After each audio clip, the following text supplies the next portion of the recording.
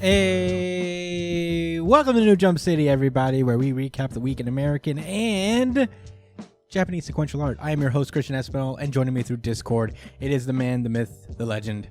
It is Joshua. Gangsta Time, Cole. Partner, but it should be called Gangsta Time. What up, Chris? Hello, friend. What's good, Brian? Yeah. How are what you up, doing? everybody listening? Hell yeah. Also joining us is our producer. It is Edgelord Big News Brian. What's up, dweebs? Hello. Welcome to the show, everybody. We have a fun show planned. Very excited for that, but before we get into it, let's get into plugs really quick. You could find me at the Chris Espinal on Twitter and Instagram. Joshua Cole, where can they find you? At JD Cole _37 on Instagram as well. Yeah. Brian, where can they find you? You can find me at b.esp on both Instagram and Twitter. And if you wish upon a star, maybe I will stream on twitch.tv/It's Punchline. There. Yeah, show us some of that tactical shooter genre action. Yeah, man. that Valorant genre. That Valorant. Is Overwatch part of that genre? No, it isn't. It's not tactical? It is tactical, but it's not a tactical shooter. What makes a tactical shooter? What's the difference between Valorant and Great question. Tac shooters. Honestly, I'm gonna look up the definition of a tactical shooter. You can hit us up with that later, yeah. Isn't that just like an edgelord to just spout off knowledge without any backup to support it? Basically, a tac shooter is like more realistic type of game, realistic in quotations because it's still a video game.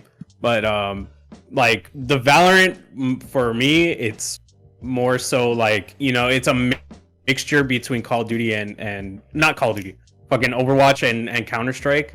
So, and this is my first game kind of like Counter-Strike, so it's just been really appealing to me. Oh, well, there you have it. I wish I had the more you know sound.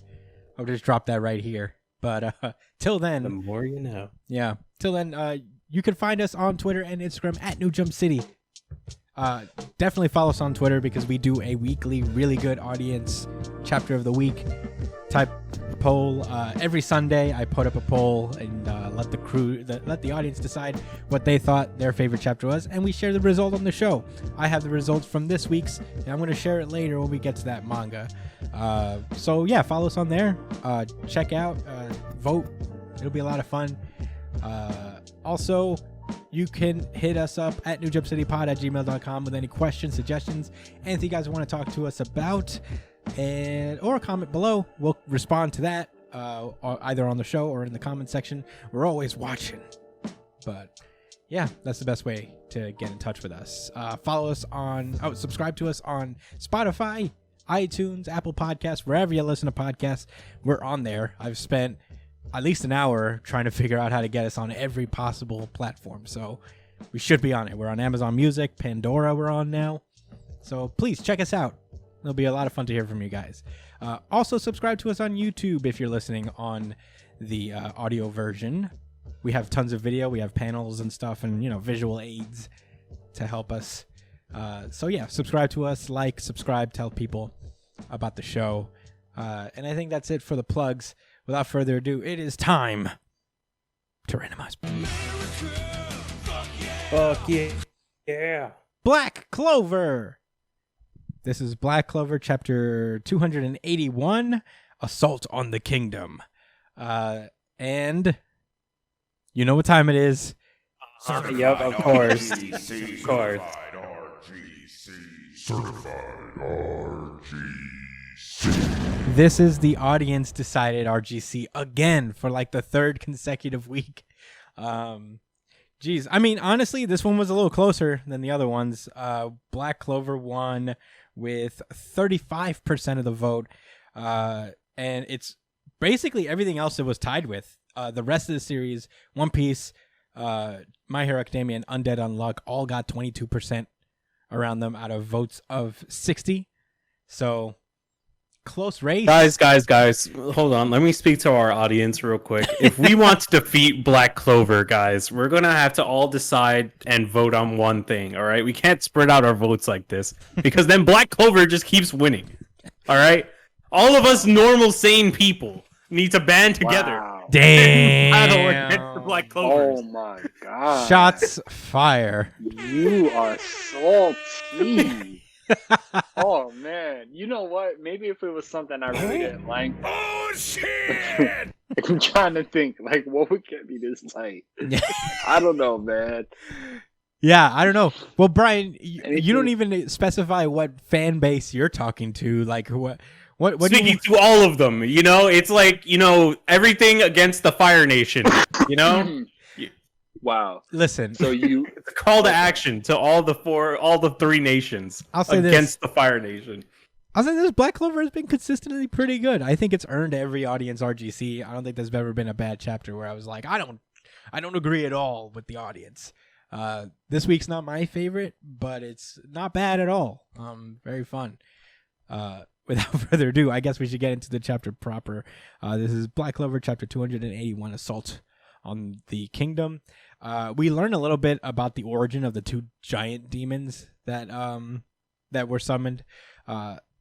Apparently they were just underneath the Spade Kingdom this entire time, and the Grinbarials were guarding those two. Who were the Grinbarials again?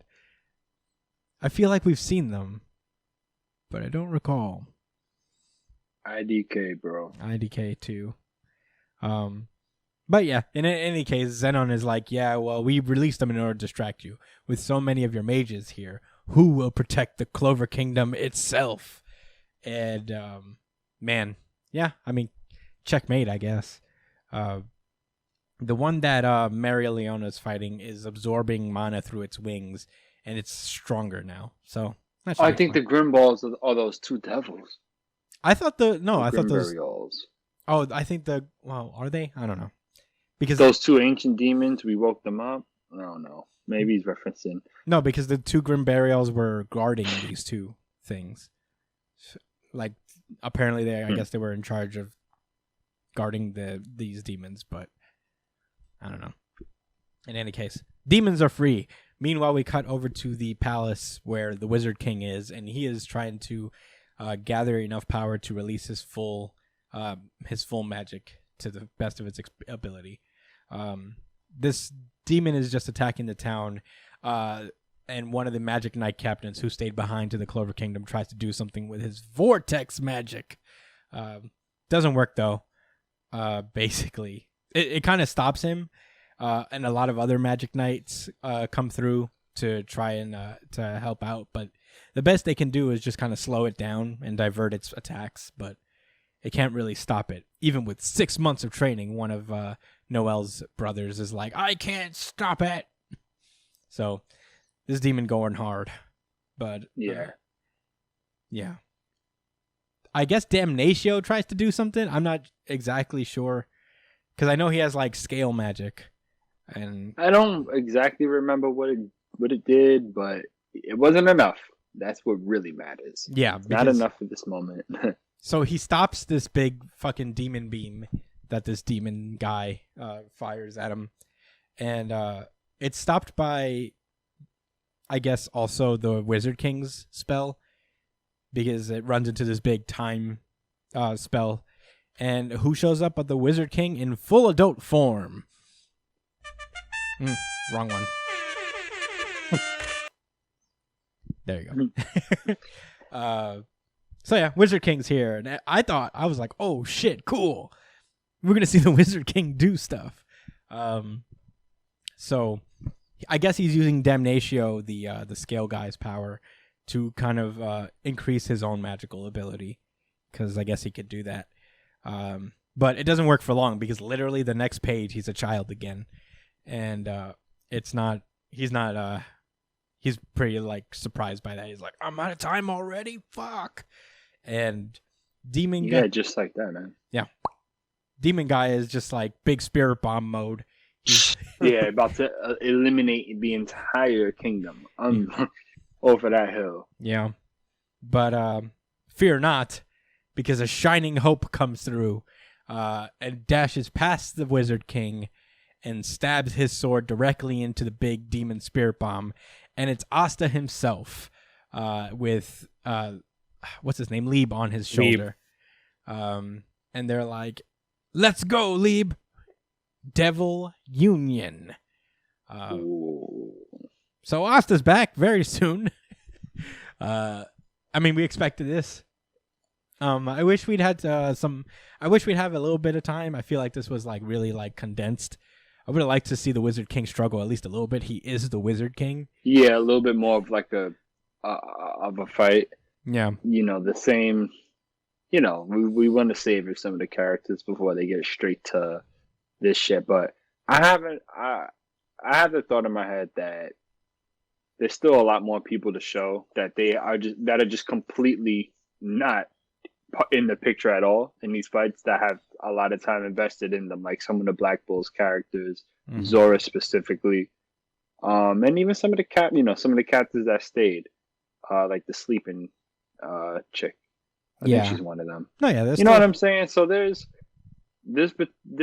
something's gonna happen here. I think Asta's just like, all right, you know, I came to help y'all out, and maybe he's gonna do something. He goes about things in a different way, the author. You know, as much as we say it's kind of linear and very shonen, he does, you know, it's that new generation type of feel where he doesn't just like he'll throw us for a loop. You know what I'm saying? Instead of actually coming in at the very last moment like we would like in other stories, it's probably just gonna sprinkle it. Right. You know, because Asta still has to make his way to the Spade Kingdom and all of that. He can't expend all his energy on this demon. Mm-hmm. He's not, you know. Well, I don't know. We'll see. No, I agree with you. I'm not there yet, but believe me, if it starts to look like that. Yeah. I mean, I'll tell you. I mean, you know, there's still Black Bulls in the Clover Kingdom. Assumedly, you know, there's still like everybody stayed to train when Noct told them off. So, you know, we'll probably see a bunch of them, you know, do some stuff. And we'll get like a little preview of what Asta can do now with the Union. And none of it is bad. It's just like, man, the Wizard King hasn't really had that like third Hokage versus Orochimaru fight, you know, where he's like really throwing it all out there and doing his thing. Oh, Josh, your video disappeared. Oh yeah, I'm getting another call. Oh, my bad. No problem. But yeah, I mean, you know, nothing bad to say about Black Clover. It's very exciting. I know that like when Asta actually pulled up, I was actually pretty excited. It was like I knew it was coming, but I was like, all right, I accept. I'm into it. There seems to be a couple of pages here that are unfinished. Not that it's a problem. I kind of like them sometimes, like when they're like really sketchy. Yeah, like a little rough, but yeah. I can tell that wasn't on purpose. No, they either ran out of time or something. Yeah, this has happened a few times though. It happens. It happened with My Hero Academia once too. Usually they finish it by the time the volume comes out. But for I guess the initial publication, I don't mind it. I kind of like it a lot to see like the sketchiness. I think it's pretty cool. But yeah, the art has also changed a lot from Black Clover. I feel like it's improved a significant amount. Yeah, and I've grown to really enjoy its unique charm. Same that it has. So yeah. Yeah, I'm excited for next week. I don't think it's just gonna be the Asta show, but if it is, I won't be surprised, and I will be right on the shit on Black Clover train again. I won't be. I'll be excited. I can flip flop real easy. It's not hard. I'm not mad at it. I wouldn't change on the drop of a dime, son. You know that. I wouldn't be so upset because it's not like, at least it's not Asta just coming in and screaming the problem away. He has this cool union mode now. We're finally gonna see it. There's some like content with that. I'm excited about it. If it was just Asta being Asta that we've seen for the last 280 chapters, then I'd be like sus. But you know, Union Mode Asta is exciting enough. And yeah, I'm looking forward to seeing that. Yeah. I wonder how it's gonna look. It's probably gonna be full devil, 2 wings. Yeah. No longer Sephiroth mode. Yeah. I was just about to say that, man. You know. And with Sephiroth. You ready to move on? Oh yeah. Is Brian ready to move on? Hey Brian, are you ready to move? Are you ready to move on? Of course I'm ready to move on. All right. Of course. All right. It's time. Don't ever doubt me ever again. Hey, yo, Brian, bro, I'll doubt you whenever I. You understand me? Bro, back off. We just making sure you was good. All right. I'm not afraid of you, Brian. I won't be bullied on my own show. Keeping my eyes you on all you. Cranky and shit. Keeping my eyes on you. Just because like My Hero Academia didn't win the fucking poll, like you always wanted to. Always, every time. If it was 100% My Hero Academia for the last 3 weeks, Brian would be like, "Wow, great choice, guys." Honestly. Yeah, of course. That's great taste. But let us randomize. We're doing the King in Black books first. Starting off with S.W.O.R.D number 3. My certified very good issue, honestly. Certified VGI. I just want to get that out of the way. This was a really cool issue for me. But this is a King in Black tie-in, also an X book. We decided to include it with the overall King in Black story. But this issue starts off at the S.W.O.R.D headquarters. It looks like somebody is walking on space, and it is. It's this. It is Manifold, also known as Eden. Manifold is his mutant name. Eden is his real name. He's, doing some work for S.W.O.R.D, and then he's going to teleport to where he always teleports, around the universe. But he's not just a teleporter. Yeah, we get that a little bit down the line. We cut over back to Australia after he's done traversing the universe for whatever reason. He goes back to where he was raised in Australia, and we get to know his family as these two dudes that just hang out in the Australian desert. They reference another, for lack of a better word right now, teleporter character named Gateway, who we've seen also in another Hickman run. Both of these, both Eden and his Gatekeeper. right? Yeah, both Eden and Gatekeeper have shown up in the Avengers run that Jonathan Hickman also was in charge of. Also Secret Warriors. Yeah. I don't know about the second guy, but definitely Eden. Yeah, I've seen Gateway appears here and there, not as much as Eden, but he's in it for sure. But yeah, they basically kind of sort his history out a little bit, like what he's been doing kind of since that run. And he doesn't really see the Avengers anymore. The only person he comes into contact with is Black Panther these days. But yeah, he expresses some kind of regret over that time because I feel like that's what they're specifying is the moments in the Avengers run where things were a little more steeper and darker. I think he was referring maybe to Infinity, where he was one of the fighters in that big war against the map makers, and he's talking about how he killed a lot of people, but he's doing okay now. He's in Krakoa. The guys from Australia warn him, is be careful with Krakoa, man. I mean, if they put you somewhere dangerous like that, he's like, hey, Krakoa's been good to me so far. They're all good. So no need to worry about me. So yeah, he teleports away after kind of assuring them, and he goes over to Deep Space, the flagship of the Zerks, Prince Zerks. Prince, and they are balls deep in the middle of their snark war. Get ready for this, guys. This is honestly very Hickmanian, I would say. It's very Hunter x Hunterian, nigga. Really? That sounds like the Secession arc, bro. It? Remember they on the cruise ship? Remember? I've never watched. I've never gotten through all of Hunter x Hunter. Me neither. I just picked that up when they finally came off a hiatus. Oh, I have no idea. Shonen Jump randomly. Man, they haven't released anything for it in a while, but that's what's going on in the latest arc. There's this royal family and their siblings are all fighting for succession, and it's similar to this. I'm surprised. I thought you was no, I didn't know. Well, I've been watching that from the beginning one day. That's one of the series I know is supposed to be really good. That's the bummer, is that Shonen Jump doesn't have it on their service for some reason. But I've been watching the anime version of it because I heard it's just as faithful. I'm catching up that way. I'm still in the very beginning, but yeah, eventually maybe we'll talk about Hunter for a little bit.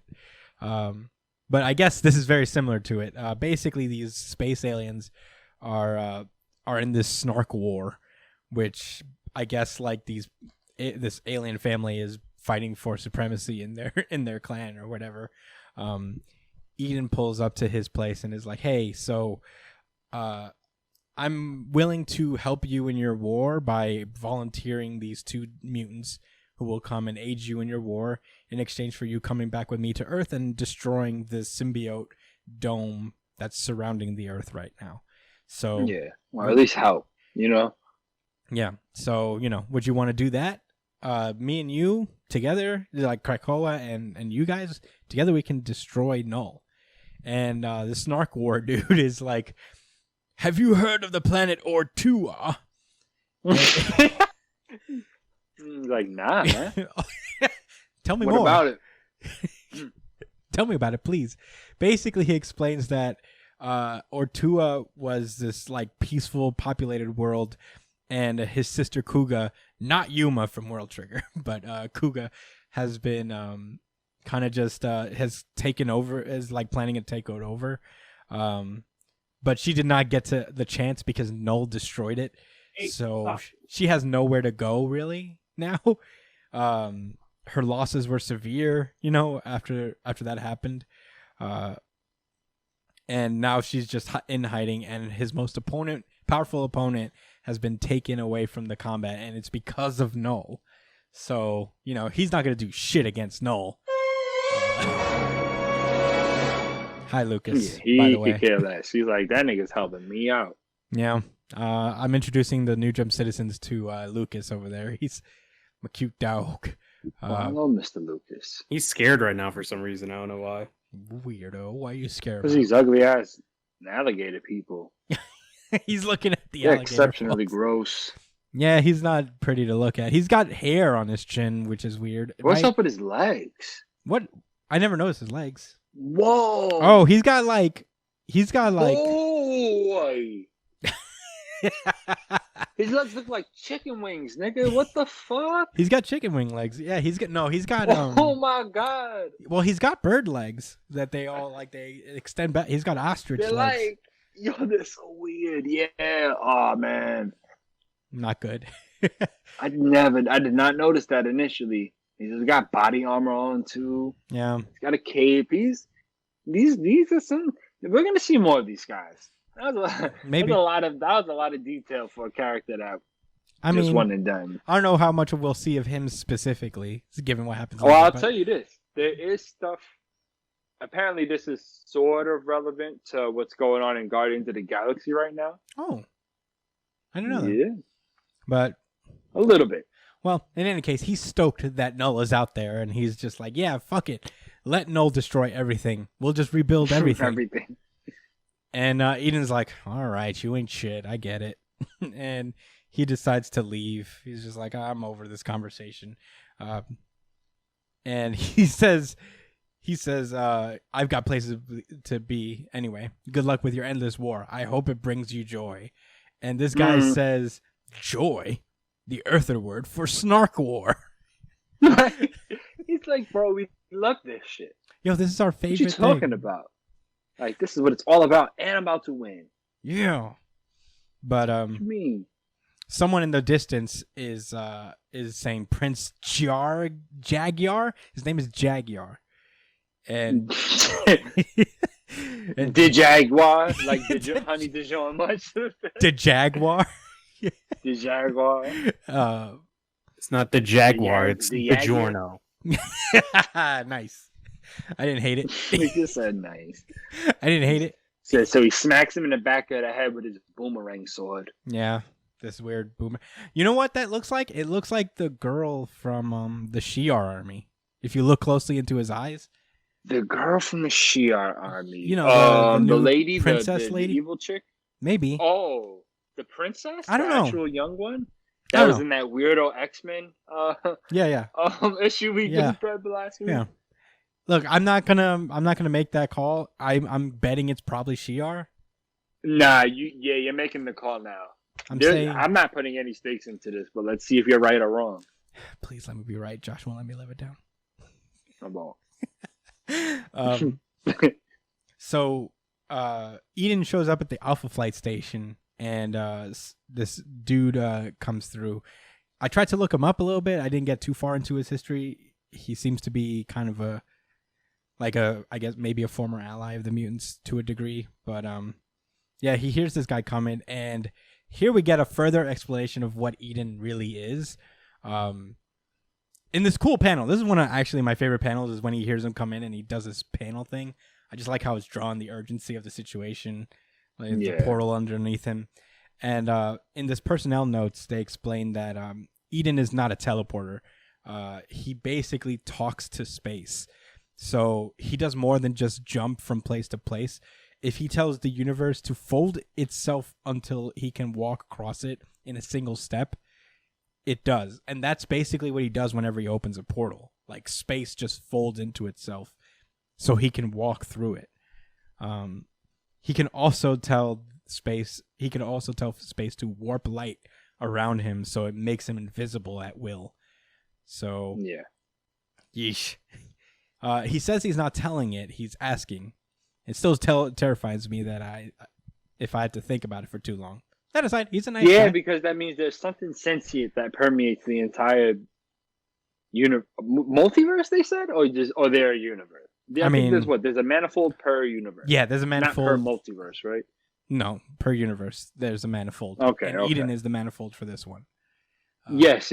Okay, so, that means that there's something... We already know that, though. I mean, this is Marvel, right? It's like, isn't there like a universe, a Miss Universe, or Captain Eternity?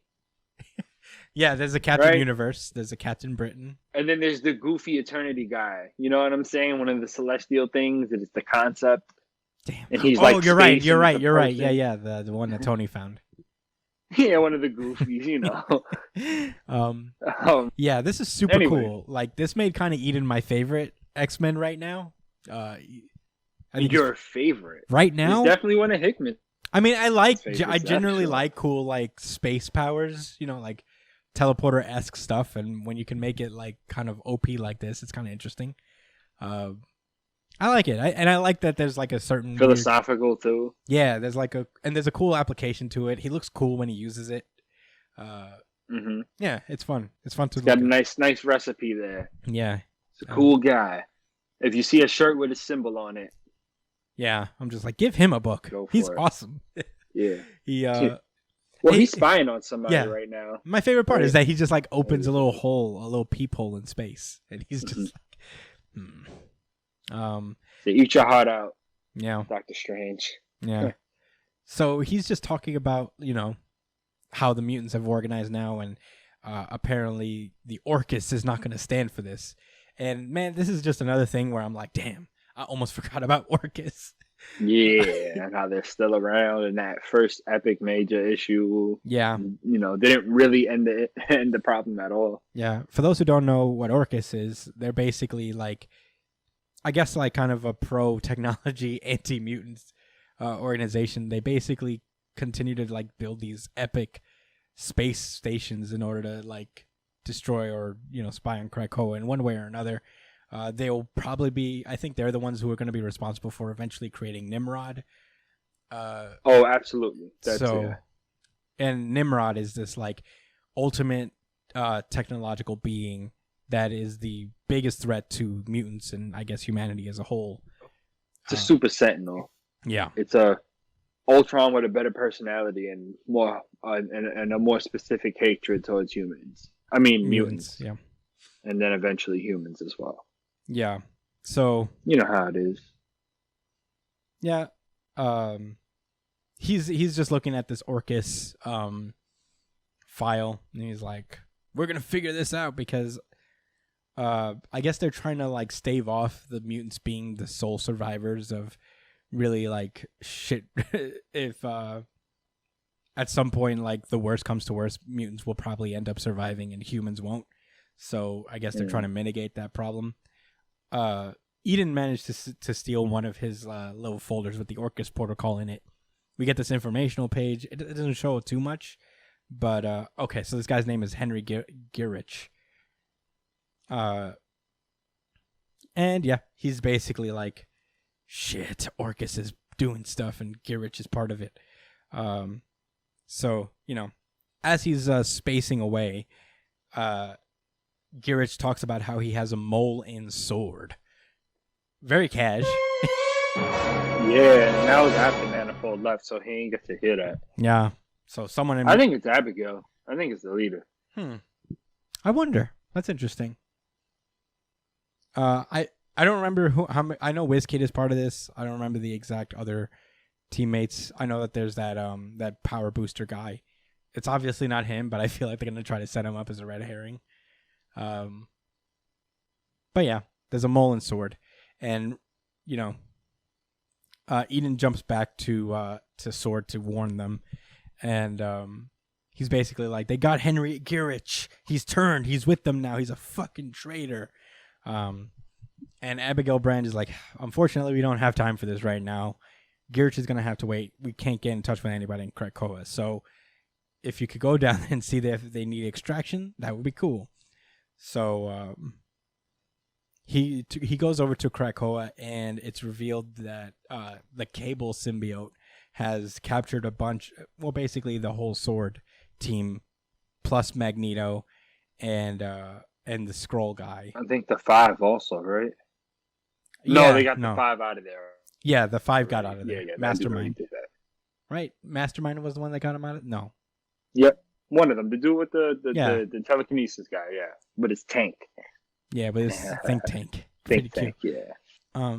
Yeah, this was really exciting. S.W.O.R.D. And Cable's design looks hella cool as a fucking symbiote, man, with his eye.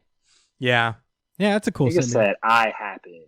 Yeah. Receive another L. Bitch ass Eden. I don't know. Yo. I can read Krakoan. Can you? No. Yes. How do you? Where do you? I know enough to know that the next chapter reads Cocoon. Whoa. Well, here's the thing. I know it from a YouTuber, right? But I figured it out myself. Why? How we knew it. If you go to the information page for coming soon, right? Mm-hmm. You see the X, you see some white text, which I believe says next, right? But under that, you see, think of the word cocoon, and then look at the... Oh. I see it. See, and then if you look up top, N, right? Because cocoon ends with an N, N-E-X. Wow. I guess that's T? And I think like the thing at the end is an exclamation point. Well, no, I think it's just brackets, maybe. Because that's a N. Remember, the second symbol is an N. And those two are kind of just, they look like brackets. Like, that's it. Yeah. Well, he's big on brackets. Look at the X. Well, if you want to go back to like Powers of X or House of X or one of those, they do have like, the letters, the alphabet, right? We could probably just Google that shit. Yeah, I mean, I don't know how much effort I'm going to put into learning this language. You don't have to learn the language, but it is cool to see. It's cool to know it. No, it is cool. It's literally us. It's not intense. It's just a letter thing. No, it's really cool. I didn't notice that. Maybe like you can kind of glean into. It's like reading unknowns. Yeah. From Pokemon. Yeah, you're right. Yeah. Yeah, maybe we should try to like read the glyphs and see what they say next. That'd be hell yeah. Why not? Why not? Because they look alphabet. Yeah, there's like we do have another hints. X book. Yeah, we do. Are we gonna go to that? No, because we have another King and Black book to go. It doesn't tie in that hard, but all right, okay. So we're gonna do all three at one go? No, just one. Okay, fair enough. We went that way. The next one is Daredevil number 27. Last we left off, the symbiotes have been taking over Daredevil's jail, and also Elektra as Daredevil in the outside is trying to protect this girl from the symbiote version of her mom and Typhoid Mary, who is also symbiote now. We open up in Wilson Fisk's panic room. He's just sitting there being protected. Wesley made it out, it looks like. I thought he was getting symbiotised, but I guess not. He's basically explaining how, like, everything's going to shit. It's not going great for us right now. So, I like how Wilson Fisk is like, Stark and the rest, they told me to evacuate. I didn't. Yeah, he's kind of reflecting on himself. Like, yeah, it's interesting, man, especially from Fisk, because it's not like he's never been critical of himself before, even in this book. But I don't know. It was kind of showing humility. Yeah, and him and caring. I mean, I'm sure it's more so about his image, but he is he does care about at least the people of the city, and definitely the subordinate Yeah. that's been taken by Knull. Well, when Kingpin doesn't have to be, I guess, ruthless gangster, he's like a nice guy, I guess, if you think about it. Like, he's very reflective and like, he's not just like this bwahaha evil guy. So he's capable of just kind of like thinking, maybe even if it is in his own image, it still is kind of like, fuck, I probably should have listened. It's like a kind of awareness of himself in a way. You know? Yeah, I don't know if this is probably better to say for the end of the issue, but I'll put it like this. I told myself I wouldn't fall in the trap of thinking that, you know, there's going to be development with Kingpin that would lead to him not even being a good guy, but being less of a villain or something like that. And I'm just not going to assume that. I don't know what's going to happen. I'm just going to appreciate the little bits of development we get, which is part of the reason I really enjoy the series. And keep moving forward, man. I don't think he's turning. I mean, the way he's reflecting on himself, it sounds like he wants to be a better leader, a better mayor. Yeah. You know? I agree. And I don't think that means he has to stop being a villain, because at the end of the day, most of these politicians are villains anyway. But he can be a little bit better strategically and a little bit more empathetic, at least to his subordinates. Yeah. All right. Got that off my chest. Yeah. Meanwhile, Typhoid Mary and the symbiote mom is cornered Daredevil and this girl, but she manages to escape. We cut back over to the jail where Daredevil, Matt Murdock, is fighting against Knull, and they're talking about, like, Knull's like, how are you resisting me right now? And it's like, because I'm Catholic. Yeah, I believe in the real guy. Knull's like, oh yeah? Oh yeah? Yeah. You believe in God? He's just Yeah. he's like, yo, why is Daredevil Bill Maher right now? He's like, oh really? You believe in the man in the sky? You know? So am I controlling your body and growing horns from your head? I don't know. He's getting pretty petty. Not gonna lie.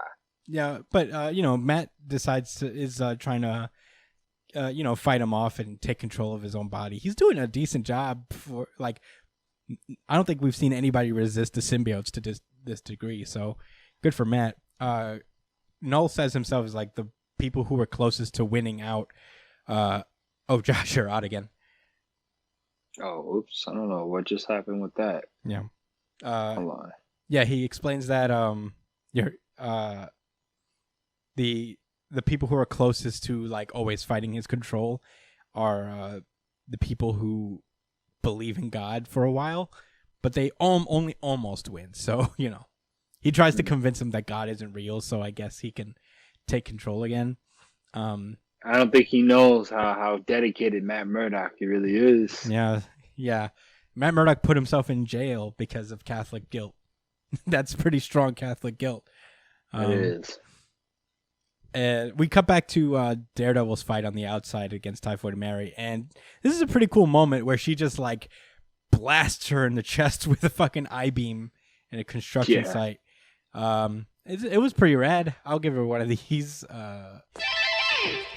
Yeah, she was very satisfied doing that, because she knew, like, man, I can do this because you won't die. It's not breaking the code. Ha ha ha. Ha ha, Matt Murdock. Who is it vicious and deadly? I'm not breaking the 10 Commandments, Matt Murdock. Ha ha ha.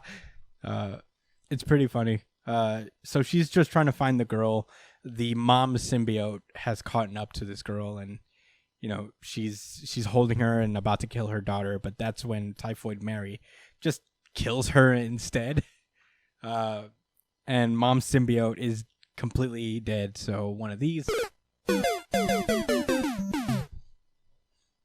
So, yeah, she's Typhoid Mary's like, she can kind of also resist Knull's influence because I guess she's schizophrenic, so she has a bunch of voices in her head, and Knull is just one of them right now. But yeah, they start fighting. Matt Murdock is Knull is like, I want you, Matt Murdock, the man of contradictions. And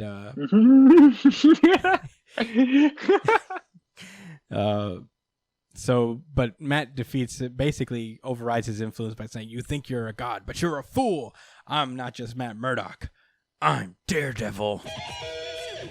And he turns into Daredevil in his own mind, and seems to be taking control of his own body in a stronger way. He manages to defeat the remaining symbiotes, and the other guards come through and are like immediately point blank, like 2 feet away from him, just like, "Holy shit!" While he's just staring at them like, "Ow!" I hope he turns his sword into some guns. So he yokes one of them up. Yeah.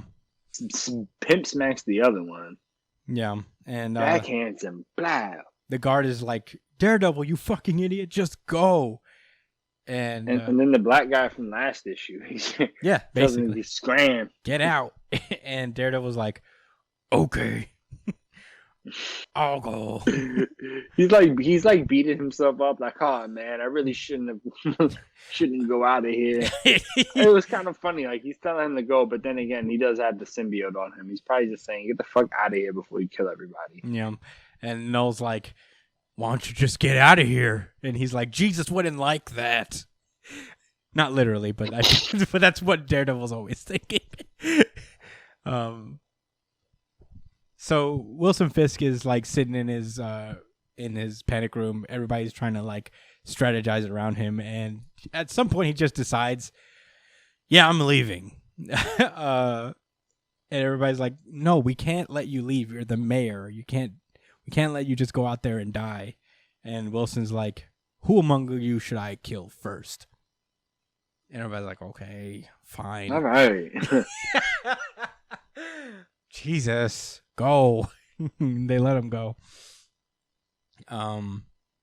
Yeah, so Daredevil arrives at the electric chair, and his plan is to basically fry himself and remove the symbiote from his influence. And as he's reaching for the lever, Knull, that's when Knull comes in and is like, and he's buff. This is young Knull right now. Oh yeah, prime Knull. He's like, listen. This is me, my you're prime. mine, your ass.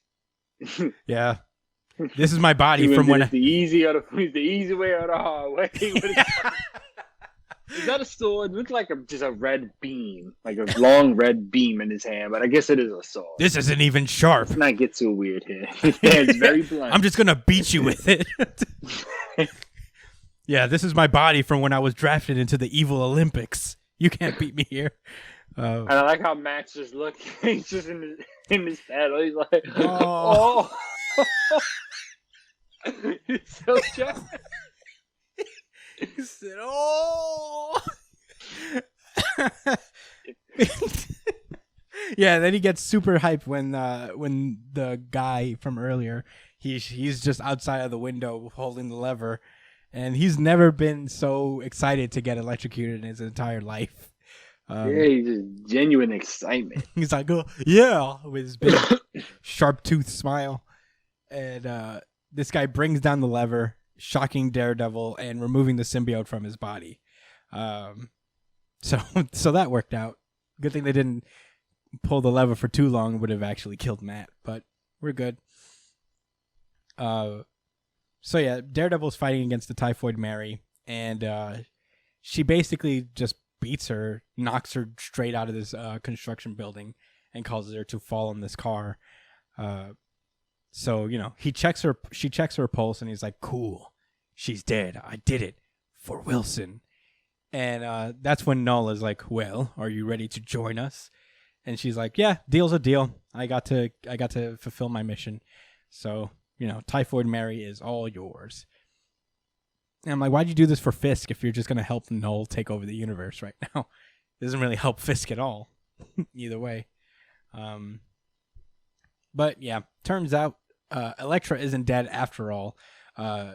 She has ninjutsu that allows her to stop her heart. I guess she went to the hospital where Best Genius went to basically force herself into an induced state of death. So, yeah, she's like... The same exact one. She's like, "Yeah, I mean, I'm not fighting that thing.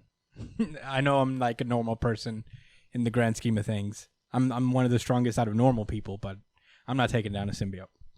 And yeah, it was pretty cool. So, you know, she comforts this girl who just lost her mom, and that's where the issue ends.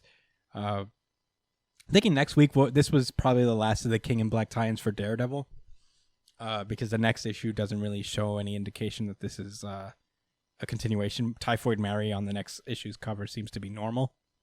Yeah, maybe. Yeah, it'll probably get wrapped up. Yeah, before the next issue. But yeah, this was a fun one. We had fun talking about it, but it's mostly, yeah. I mean, you know, it's consistent. It's in keeping with the main story that is in the Daredevil books. Hopefully, Damn, I want her to stay as Daredevil. She'll probably be Daredevil for a while. Dope. It is really cool. Yeah, she'll probably remain Daredevil for a while. I feel like this is a long run, a long game kind of run. So, you know, who knows? Maybe we'll get like maybe 1 or 2 arcs with her as Daredevil before Matt decides prison is lame. I'm out of here.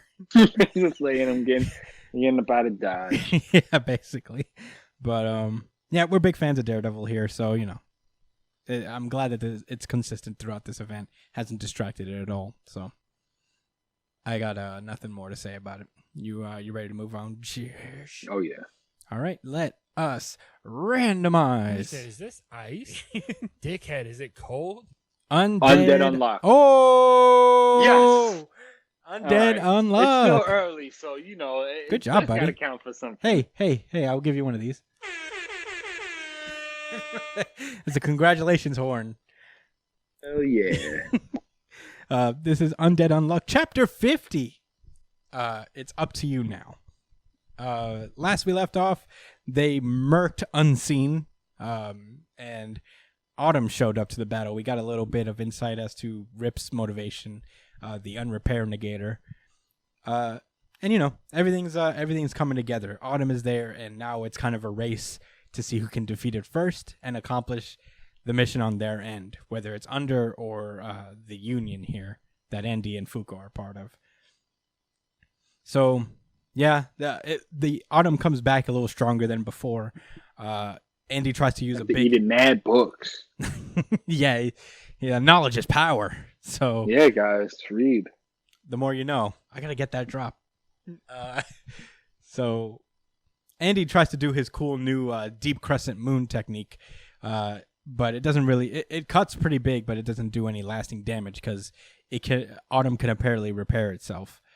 He said, "Gaga." No, I think that's it. I thought there were 2 ellipses. I thought it was more like a ga ga, but I think you're right. I think it's like gaga. Maybe, I don't know. Was that what it says? How it talks, or is it he crying out in pain? I don't know, man. He's got his forehead just completely slashed. Yeah. Then Unrepair tries to do something to him and just shatters his fucking sword. I don't know what's going on there. I think that's his leg thing. I don't think was that an artifact that he just broke? Is it? Did he break one of them? I can't even really see it right now. Because something breaks off of Autumn. I'm trying to find out what it is. It's kind of unclear. But in any case, it doesn't work. Nothing Rip does really works. Andy's also trying to do the most right now. It's still not working. So that's when Anno comes in. And he's like, listen up, everyone. I'm about to draw the strongest artifact I know. We'll use that to capture Autumn. I just realized Anno is wearing Crocs this entire time. Fashion king. No arms. No arms. So, all Crocs. But he's going to draw something. But yeah, he's going to draw something with his mouth, I guess. And he's going to need the rest of them to buy time until he's finished. So, yeah, Andy's like, sick. It's all up to you, I know. So, you know, they're gonna give him time to draw, and they all just try to distract him for a while. We get the last of Anno's flashbacks. We learn that, you know, while he draws, the things he draws just come to life. You know, he draws a car, and a small car appears on his desk. And then he draws an entire person, which is who he is right now. his design as it is, because his original form has like just black hair. It's still long, but it's not like this. It gives him like, he gives him a hair tie, and he draws himself basically, and everybody around him's like, the fuck, as he's doing this, and he arrives at this hospital with his drawing form, because I guess this is the only way people can see him, and by the time he gets there, his mom has passed away. So, I'm very, very sad. I don't think I have my sad music on here, but, we'll honor her this way. Really sad. Yes. Very honorable sound. That's how they got different hair and stuff. Okay, I understand now. Yeah, I see. And it kind of calls to attention that this is not the real Anno. Maybe. That explains why they can see him, because that's what I was wondering, is like, how can they see him if he's unknown? Like, they never specify that negators can see him, and it explains like why he looks different from his flashback to now. But yeah, that we get this 2-page spread where he's basically talking to his mom in the afterlife, I guess. Explains that Andy is, he's undead. He may look scary, but he's capable of anything if it's for Fuko. And the girl is Fuko. She has a hard life because of her unluck ability, but she is fighting with courage ever since she met Andy. And the small one there is Rip. He's the one person I wanted to tell you about. He's really kind and cool, and he's suppressed it ever since losing someone dear to him. But he'll be cooler when he's an adult. So, he starts to draw this artifact, and he uses it to age Rip 15 years, and Rip has his body back to where it used to be. So he's just like, what the fuck just happened? Wait, that artifact, it's the time control artifact. And he blasts his way over to him. He says, it takes the amount of time you manipulated and makes you age 10 times that. So yeah, so it's not, hell of a drawback. This is a huge, a little bit. Yeah, this how thing. Autumn is looking over as he like runs over to her. Yeah, or him in the air, I guess, and he's like, oh, "Whoa, you bugged out." Yeah. Oh, even I know. It's 150 years you aged him, right? That's 15 times 10. So yeah, Anno is just like wasting away because he's just aged himself a crazy amount, and he basically says, "Don't worry, I'm just going back to being alone again. In order to capture Autumn, Rip, your power is necessary." And he just basically turns into dust, as he says, "The rest is up to you, my cast of cool heroes." And Anno is gone. Not technically. At least the art form is gone. That's why I'm not giving him the Mario death, because technically, we'll I don't think he's dead. I think it's just this art rendition of him that comes to life, which is interesting because this art thing can also use his no, it can't use his negation because he's known. Yeah, it wasn't negating anything. Yeah. All right. Well, that makes sense. I'm glad that kind of got resolved because I was very confused about that fact. Kind of sad. Anno hasn't been a character that's been around for that long, but yeah, he's growing on us, and I think his story is one of the sadder ones. Super OP though. At least that artifact. Yeah, very much so.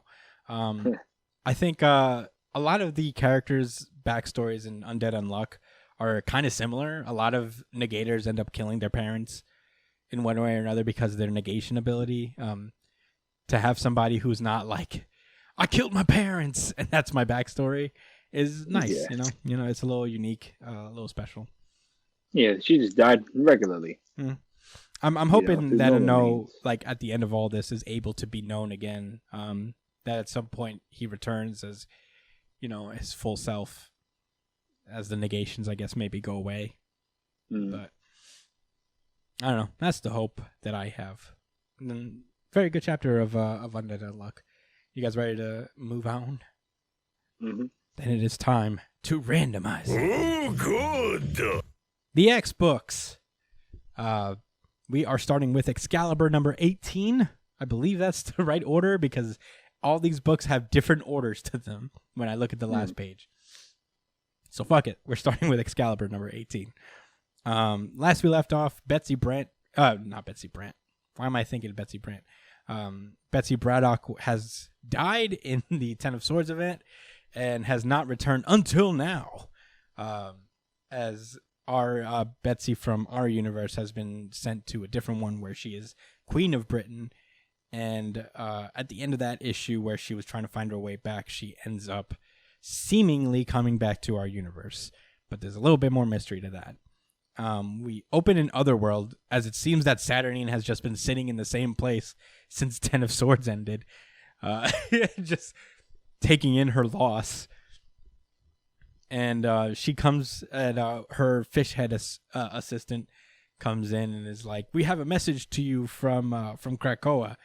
And I feel like she barely reads it. She just kind of like rejects it on the spot, where she's like, "Usually you need a Captain Britain to fucking talk to me, so get a Captain Britain first, and then we'll talk." No, full well, it's her fucking fault. All of this shit transpired in the first place. Yeah, for real. Like, she didn't just broom up the pieces of Captain Britain in the first place and continue the games. But the new Betsy has just been standing there for like days. You know, she hasn't really interacted with the rest of the Excalibur team, and everybody's getting kind of concerned. Everybody's like, what the fuck is wrong with her? Basically, everybody is just like not even tolerating this shit except for Rogue. Everybody's like, she's acting real weird, dude. And Rogue is like, I don't know. I've known her for a while. She doesn't act like this. Something's up here. Emma learns that Captain Britain is back, and she's like, "Hey, are you still Captain Britain?" You know, she tries to communicate with Betsy, and Betsy's like, "I don't want to talk to you. I'm gonna go take a hot bath." So yeah, the reason that like Emma's like kind of urgent about this is that Betsy's kind of the only reason they even have an Otherworld portal to begin with, so they can commune with Saturnine. Because without that connection, the Otherworld portal is not really useful to them. So, you know, they need her to get her shit together. And she charges Rogue with trying to find out what's wrong with her. And the next morning, even, it seems that like Betsy does not want to be fucked with at all. Her niece comes through the portal and is like, "Hey, she's back!" And she's like, "Damn it!" She gets full shade-faced. She just runs away. It's like, fuck. You know, that's when Captain Avalon comes in and is like, "Where is she? Where is my sister?" Oh, they go so hard. Yeah, everybody's like, "Oh, fuck, Brian, don't freak out, okay? Not you, Brian, but Brian Braddock." Don't freak out, Brian. Stop telling me not to freak out, dude. You're freaking me out. Don't tell me to calm down. And everybody's trying to calm Captain Avalon down.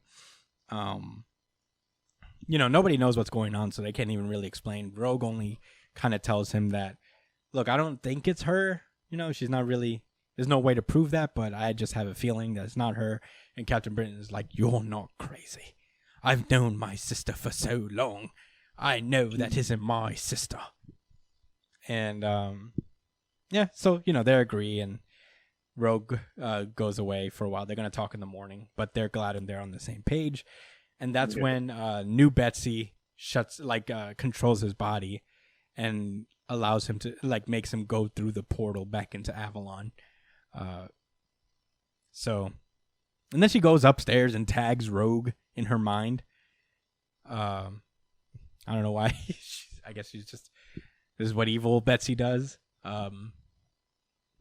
So, yeah, everybody's extra confused now. If they weren't confused before, they're extra confused now. So they split off. Rogue is going to go track down Betsy, and Gambit is going to go through the portal and talk to Monarch, Jamie Braddock, to see if he went through their portal and has stopped by Avalon. We cut over to Avalon, and they're like, "Hey, have you seen Captain Avalon around?" He's like, "Yes, he's sleeping in his chambers, the lazy oaf." So, yeah. He actually reveals that he had a Betsy Braddock made to Gambit, and I'm like, well, that developed really fast. Yeah, right. thought this was gonna be like a secret for down the road that it'll bite them in the ass later, but immediately after, almost Jamie's like, "Well, look, I personally didn't make a Betsy, but I had a Betsy made." So they go over and to check it out. Meanwhile, at the Grove of Possibilities, which is basically Apocalypse's old office. The Grove of Possibilities. I don't know why that was so funny to me. You know, it's a dramatic name. It just sounds so like fluffy and positive, but yeah, the weirdest shit was going down there. Yeah. So Rogue is like, so, you know, this is where he did all his plotting, and Richter is like a hard Apocalypse stan. It's just like, look, man, I know he rubbed us the wrong way, and, you know, I know he's kind of evil, but also not evil, but also dragged us all into this contest where we all could have died permanently. But you know what? He was trying to teach us something. And he basically says, like, the thing that mutants are capable of with magic are a lot different than what humans can do, because humans are measured by what they sell their soul away to, which makes sense because Doctor Strange operates on that level, where mutants can use their powers in conjunction with magic to create something stronger. And, you know, he uses the 5 as an example of that. So, I mean, I guess that makes sense, is that, like, it's not necessarily that, I guess, the 5 is doing magic, but all of their powers combined are a coven that does magic-like things, like resurrection and stuff like that. Yeah, they're really trying to build on this and say, like, yeah, like the joining of powers, that's something that's going to stick around. Yeah, I like it. That's what I'm saying. It's funny because, like, that's something that's happening in New Mutants as well, as the kids in the Academos are trying to learn how to use their powers in conjunction with each other. So similar, and with S.W.O.R.D, right? When they're kind of replicating the 5's process, but to achieve a different goal. Yeah, you're absolutely right. Yeah. So there's, like, definitely a theme and a thread of just uniting abilities throughout the X books. And I guess Excalibur is going to be, like, the main example of that, as Richter is the only character that seems to be, like, aware of it as a magical process. Very interesting, actually. I didn't even think about that before this pod. And it makes Excalibur more interesting than I thought it would be. Yeah, and Apocalypse himself. I mean, we're gonna get. I guess we get to that point eventually, but Apocalypse tells him how, like, you know, because of his power set, you know, he's of the earth. You know, he could control and manipulate it, and magic is of the earth. You know, or I guess part of the earth or whatever. This is interesting. It builds the character a little bit more, Richter, and yeah, like you said, it makes this book a little bit more relevant and interesting. Right. So yeah, we cut back over to Jamie and Gambit. They go through his downstairs dungeon / magic lab of his own. And Gambit finds out that he's also been keeping Morgan Le Fay here the entire time, who, if you remember, is the first villain the Excalibur team has faced when their book started. She's just been down here for the better part of maybe a year and a half in our time. Maybe doing Lord knows what to her. Yeah, and Gambit's like, what the fuck, dude? She has friends on the outside. They're not going to be thrilled if they find out she's here. But Jamie's like, what? She's a threat to the nation. Literally, like, she is I think it's fucked up what they're doing, but I don't think the alternative is better. Yeah, I mean, you know, it's stuck between a rock and a hard place. But she's just there under the table. Apocalypse didn't even say nothing about it. Like, oh yeah, by the way, do this with her. Nope, she's just there. Yeah, and she seems to be petrified in some way. Like, she's not moving at all. But, you know, we get to the main event. They go over to this tomb where it's assumed he's keeping his Mr. Sinisterized body clone of Betsy. And he opens it up, and nothing's in there. So I guess that answers all of our questions on that. So, yeah, basically we cut back to Rogue and Richter kind of talking about it. So she's explaining, like, so when we summoned the Captain Britain Corps, did Apocalypse teach you that? And he's like, no, I mean, I just followed the instructions and filled it in where I had to. It felt kind of natural. But this place is our history, you know. Someday someone will find this part of our history and it will mean the world to them. But yeah, if there's anything we should learn from Apocalypse is that we aren't as far from the past as we believe, which also means we're very scary close to the future. And she asks, why is it scary? And he's like, because Rogue, I didn't always expect to be here for it, which is interesting, I guess. But that's when they notice somebody has been lurking behind them this entire time. And wouldn't you know it, it's Captain Britain herself. She comes out from the back and she starts attacking Rogue and Richter. She tries to finish off Rogue once and for all, but she gets stopped by who else than Psylocke herself coming through. Oh yeah.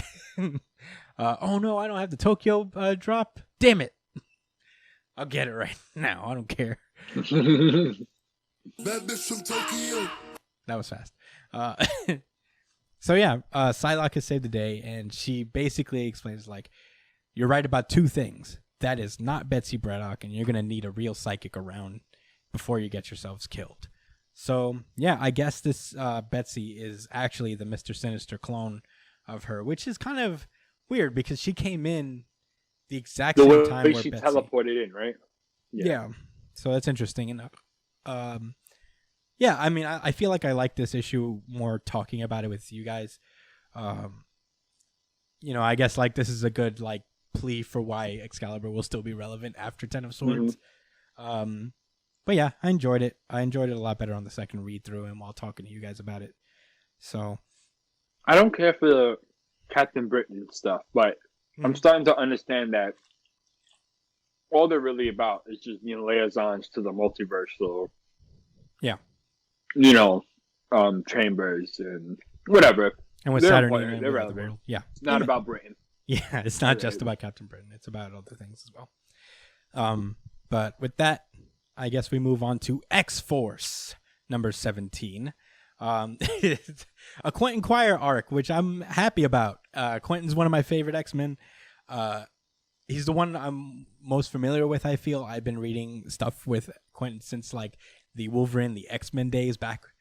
Like that was when I was in college. That was like what? Over 10 years ago maybe. And Those are some nice times for X-Men, man. Yeah, Wolverine, the X-Men, the Schism was happening. I think I was fresh off the Schism, when they divided. Wolverine and the X-Men is one of my favorite books. If you have time for it, the Jason Aaron run of it. I know there's two different ones. Jason Aaron one is really good. Pick that up. But yeah, Quentin Quire. It starts off with his many, many deaths, because we've noticed that Quentin Quire seems to have died on every mission the X-Force has gone on so far, even if most of them actually survive. So that's actually been just like kind of a funny thing that's always happened to Quentin, is that he's kind of like a running joke. Yeah, he's like the Kenny of the X-Force, where he just dies every adventure.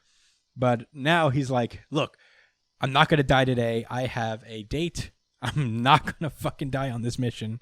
And he goes to this cruise ship.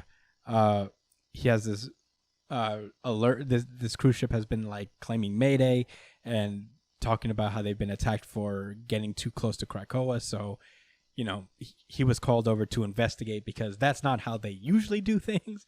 They don't just automatically attack anybody who gets too close to Krakoa. Yeah.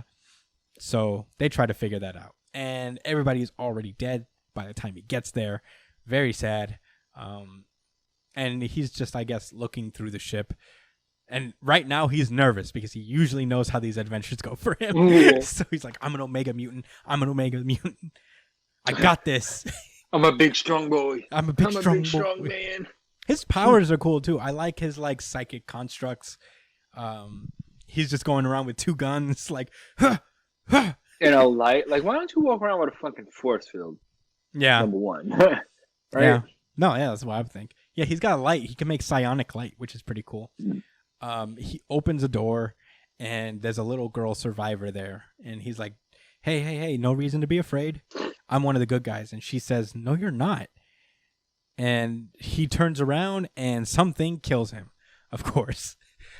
So Quentin Quire gets one of these. Poor guy. Yeah. So... Why is he an Omega level mutant again? Because he has potential. He's like he's still young, you know. He hasn't tapped into like the full potential of his abilities, but he is classified as an Omega mutant. But he just keeps getting rolled every single time. But is he actually going to do ends up Omega getting level the mutant Force. shit? And you have to be an Omega level. What is it? Mentalist. What is it? What do you call that? Telepaths.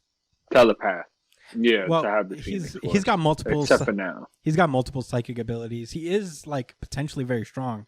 Bobby Iceman didn't really discover his like Omega potential till later. Like back when he was a kid, he wasn't like known as this Omega level guy, but that came in his later years. And Quentin's kind of Yeah, Yeah, but that's he when he didn't started die all the working on time, the did he? I don't know. I'm not that familiar. He could have He died. didn't constantly die, but he wasn't like no super OP. You can't defeat him type of character. He just was he's a little asshole. Yeah. With a huge talent, and in the future, he's a potential Omega level.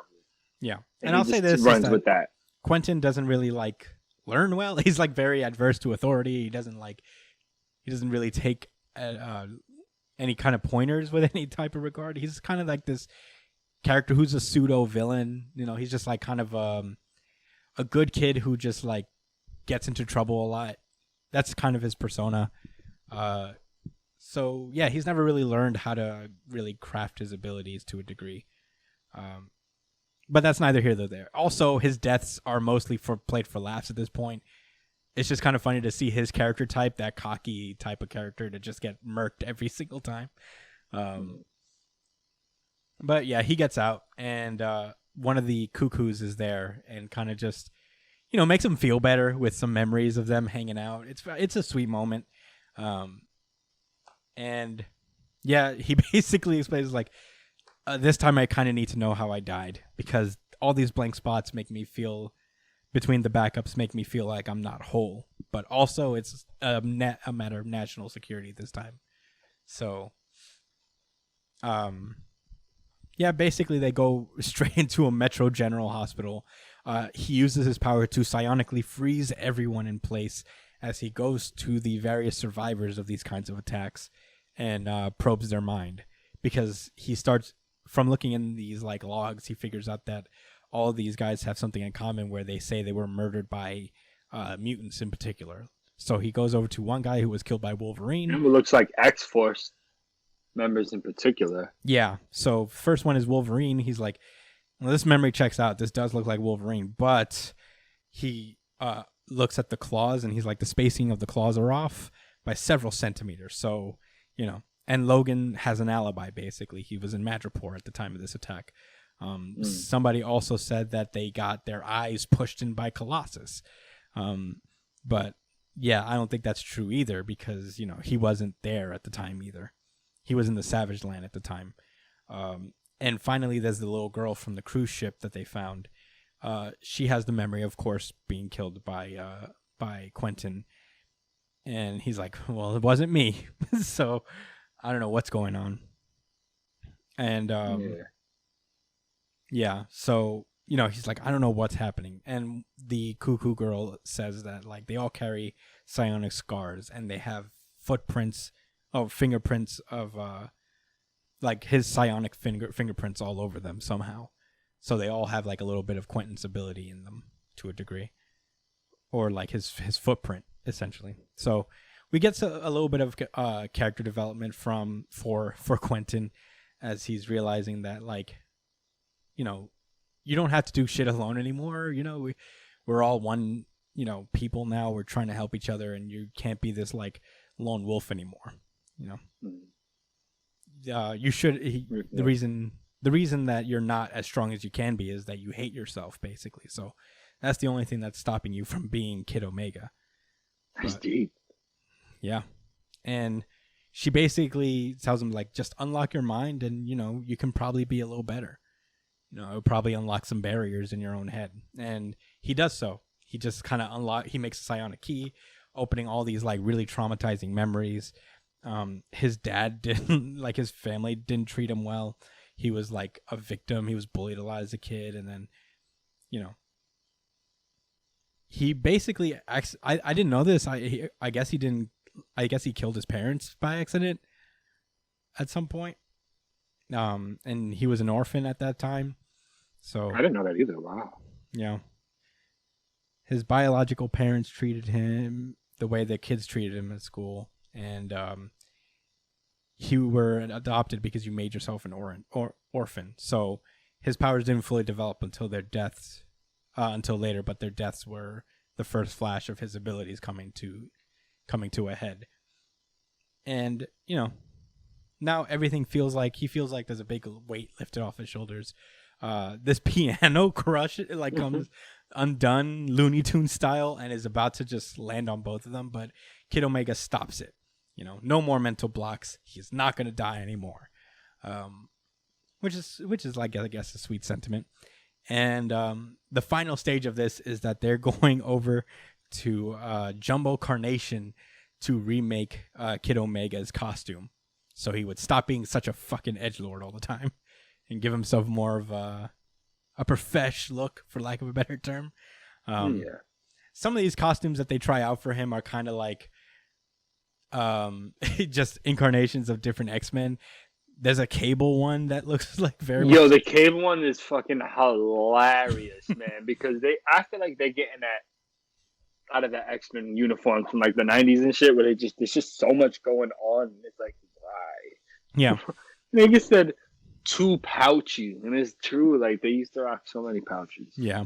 There's one where he's just like a psionic bubble, but naked underneath. He's like, not a fan. There's one that's like kind of more inspired by She-Ra. There's literally a Wolverine costume they put on him. But then they settle in with a more sleek design. He's got psionic glasses and this like overall like Spider-Man style onesie where there's like an Omega symbol on his chest and on his shoulders. I don't know how I feel about the glasses. I think the glasses are a little weird. I guess the minimal design doesn't really bother me. I think it's kind of cool. Yeah. The glasses are a little weird though. I'll say that. I feel like they're a little out of place. It's okay. You know, I say it's okay because compared to what it was before, which was nothing. You know what I'm saying? Just normal jeans. Outfits. It's like, I'll take it. Whatever. Just jeans and a leather jacket. Yeah. But yeah, really. I don't hate it. But then all of a sudden he hears a yell from the other room. Jumbo Incarnation has seemingly, I guess, been possessed by something. Mm-hmm. And it turns out, I think these guys are the Xeno guys. I don't really remember. Yeah. They seem to be behind this entire thing. My guess is that they've been gathering the body parts of Quentin's remains whenever he's died and are using the powers a lot like they use with Domino. Or they probably just using the body that was left over, period, from when the Russian dude killed him with the sword, remember? Mm-hmm. Yeah. Yeah, you're right. They brought him over. Yeah. They brought him over from there.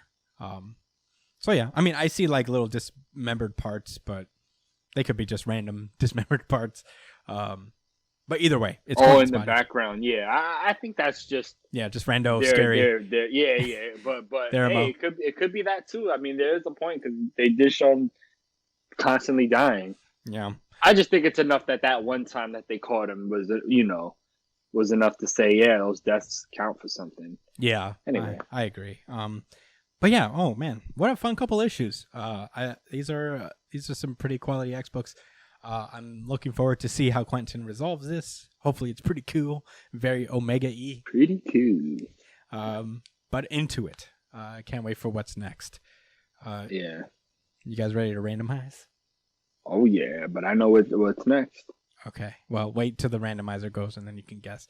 It is time to randomize. I'm giving you 5 seconds to get your big boot ass on the floor. My Hero Academia. You're actually absolutely correct. It is My Hero Let's Academia. Go. I want to fucking roll, man. Yeah. RGC. Oh, that. Yeah. This is My Hero Academia chapter 300. The Hellish Todoroki Family Part 2, I think it's called. I'm not on the last page right now. It's my RGC, Chris. It's also mine, so... Certified RGC. Certified RGC. Let's go. Certified RGC. Oh, man, it was really good. Not yours, huh? Hey, look. I mean, it was close, honestly, this week between this and another series, but Yeah. I don't know. I feel like it was good. It was good. yeah, I'm interested to see what this chapter brings, but we start off with basically the explanation that society is shit right now. Along with the Nomus, there are also all these villains running around causing trouble. We run into these guys, the Shion, the Cider House gang, which is this group of villains that Bakugo and Todoroki took down earlier when I don't know, I think when they started their internship or right before, maybe when they got their licenses finally, like officially. They took these guys down pretty easily, and now they're out because they just got broken out of the Shion prison. So, they're fucking shit up, and the civilian comes through with a support item, and it turns out he's not alone. There's a ton of people with support items around, and in that moment, that's when I think at the time, this is the number 10 hero, Wash, pulls up, and I'm like, oh man, am I about to see Wash fight? Wash. Is this the guy that I thought was supposed to be the bad guy? No, that's the other dude, right? The bad guy. No, you're talking about 13 or something. Yeah, you What's thought her 13. name? Okay, I still remember. I mean, you're wrong What'd I because say? she's not. She's very confirmedly don't- not, as she got fucked up during that by villains. It could have been. I'm telling you, yo, that could have been a rule. They didn't die. They didn't get killed. So many villains didn't get. So many heroes didn't get killed. Doesn't mean anything. Nah, man, you're talking about when the first normal pulled up in that training arc, right? I mean, in that. No, I'm talking Yeah. about now. She didn't. No, but not that many heroes died. Comparatively, like She's you said about any hero. She doesn't really do combat. She's a saving hero. She's Yeah. You talking about she's a the support Wash hero, person? I think. No, 13. Well, so is Wash. Wash The is per- also alright, more of a The support person that hero. works for the school. Yeah. That's the one I say is the mole. I don't know about that.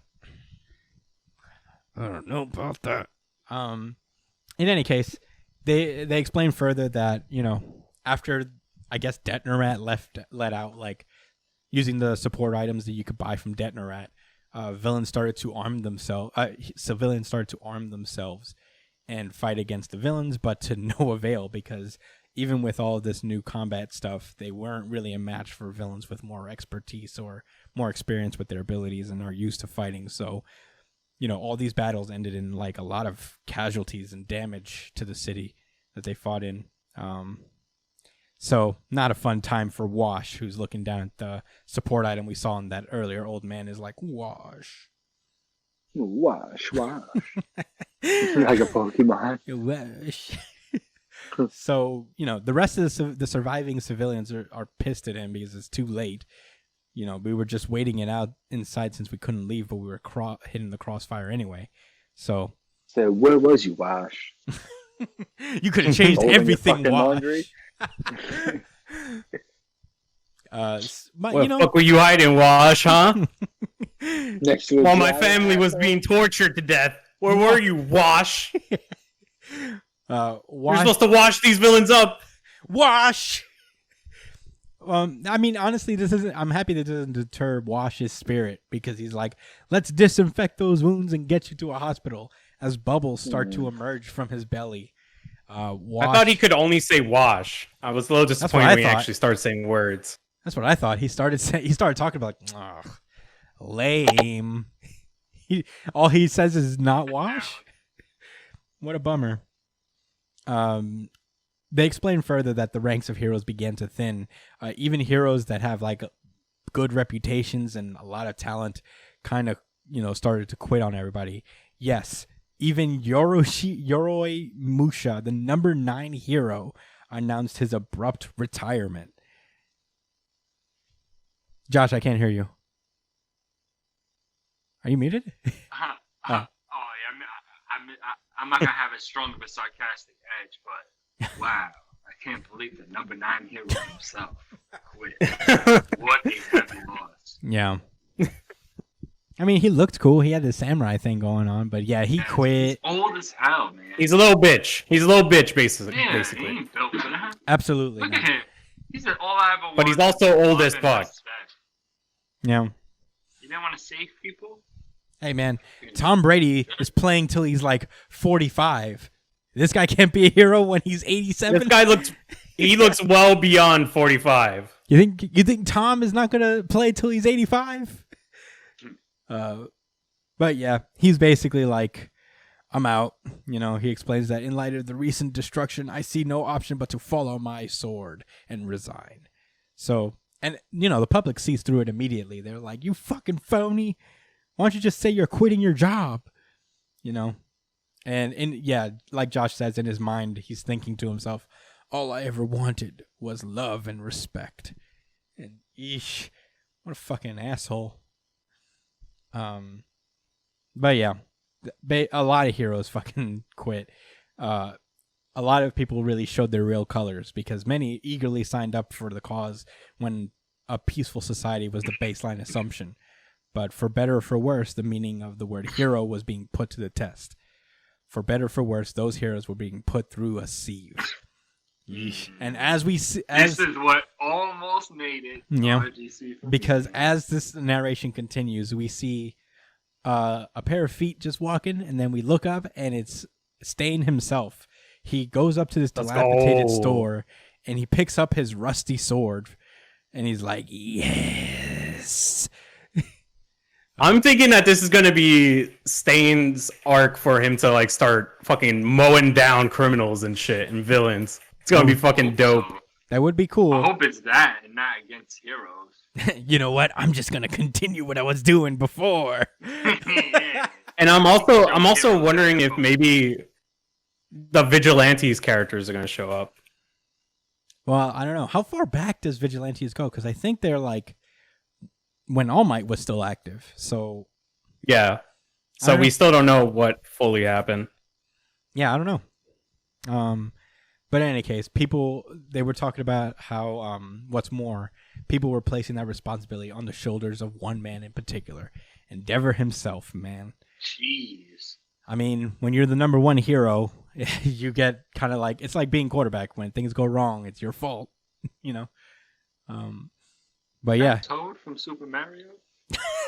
you're right. I didn't even see that. It is Toad from Super Mario, it looks like. What is good with this Does guy? he He's have just like,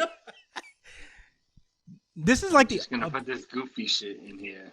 this is like the upteenth reference to Mario I've seen in this series. There's been other references to Mario. I guess he just likes Mario a lot. I mean, it is awesome. I mean, I'm not mad at it. I just think it's really funny that okay, so I guess Dr. Toadstool is just explaining to him that like your son and the others are mostly out of the woods. So even you managed to pull through. I'm rooting for you, Endeavor. And Endeavor's not feeling it necessarily. He's not jumping for joy. You know, he's like, my head's still in a fog. I'm still alive. He's like, man, he must have known I would have survived, dude. This sucks. I froze in place. For the second time, a son of mine was in mortal danger, and I found myself paralyzed. Paralyzed. He's like, sure, Best Genius managed to disprove of one part of that speech, but he couldn't erase the greater part of that truth. It's all true. I'm just reaping everything I sowed. I might get to live on, but Endeavor died back there. He just said Endeavor died back Yeah. there. Holy shit. Bro, he's weeping Yeah. in his bed. Ultimate depression. He is. I don't know. This was like Dude, this my is like son. the straw that broke the camel's back. You know, like this is he was already crying atoning camel's for. The crying Your camels. weeping camel? Yeah, like he was already atoning for all the shit he's already done, and now this is him like realizing that everything just came crashing down. The whole world basically crashed down on him when he's at his peak. Like when you're at the top of the mountain, it's a really long fall to the bottom. Yeah. You know? Not only that is that he. And this time it went really fast. Yeah. Not only that, he's like talking to himself, thinking like, my son's a mass murderer, and yet I can't fight him.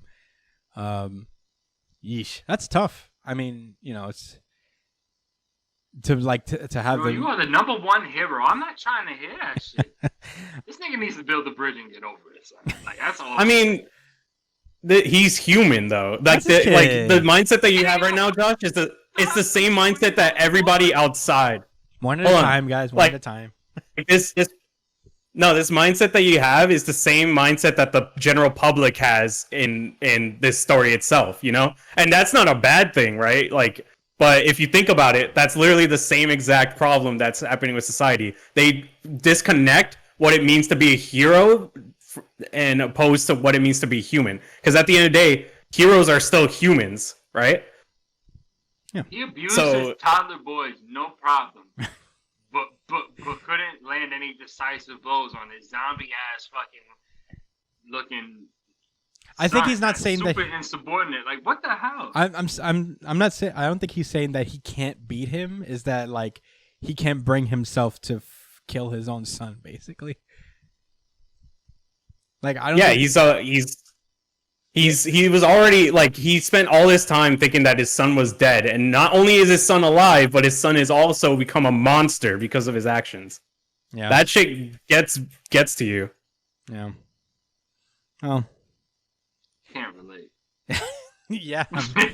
I mean, watch, Josh. When you inevitably turn your son into a monster, you'll understand then.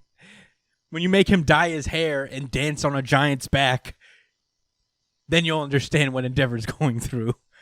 I'm not the only one that has minimal empathy towards this guy. I mean, not that I was super mad at him in general. It's just, I'm not for the sweeping shit.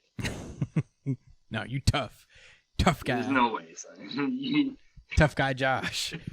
need to step down or something. No. Bro, because he tries to talk his shit to his kids, and then, well, I'm not going to steal the thunder. Wow. Once we go ahead and finish. Yeah, I mean, honestly, in that moment, that's when Todoroki is just pulls in and he's like, "Fuck!" And he closes the door, noticing that his dad has just been weeping in this bed, and I just noticed this. I didn't really even like process this. That as soon as he shut the door, Endeavor just goes Shoto. Screams at him to get back in. Yeah. So everybody comes I in. need you. Yeah, everybody comes in and he's like, "What are you crying over?" And there was like, "I'm sorry. I didn't realize now this guilt. It's too late to matter. My heart, it's..." And he gets interrupted by Todoroki's mom, the mom of the family, The most Ray. anticipated character in all of the series. Yeah, Besides Houston. she pulls up and she's like, "Yeah? What about your heart? Those regrets Remember and me, that..." the woman you abused, and I almost got the series canceled over. Yeah. "Those regrets and guilt, the rest of us have borne that burden much more than you have." And he's like, "Ray, what are you doing here?" And she says, "I'm here to talk about our family and about our son, Toya." And that's where the chapter ends. Big 2-page spread Look with you. at that face. Yeah. Yeah. Endeavor is just like looking real pathetic right now. He's like, "Oh, damn." This is... My heart wasn't ready for this. This is comedy. It was a really good chapter, man. Yeah. It wasn't the best. Though. Yeah, I mean, I really liked it for, I guess, like, this whole Endeavor storyline has been one of the more interesting ones just because, like, it's kind of an ambitious one in terms of character development, is turning an abusive father into, I guess, a redeemed character. Like, how do you redeem that type of person? So... I don't know. Like it's more of a question of like, what can you come back from, you know? Yeah. Like, because like this story is making it really clear, like, just because you want to be redeemed doesn't erase everything you've done. And that's just been a common theme with Endeavor itself. Like he's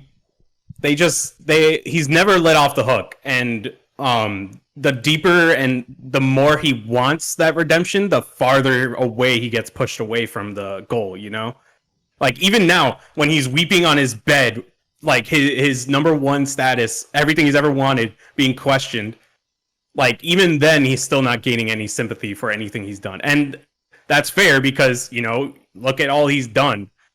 Yeah. No, yeah, I'm saying, like, in terms of, I guess, like, technique and trying to pull it off. Because that is a hard thing to write.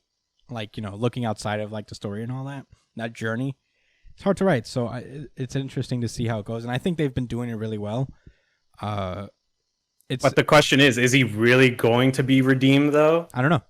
I don't. Nobody's forgiven him yet, so it's interesting enough. But I mean, I like this chapter for like I like this chapter for the potential. Not for being soft. Yeah, not for being soft.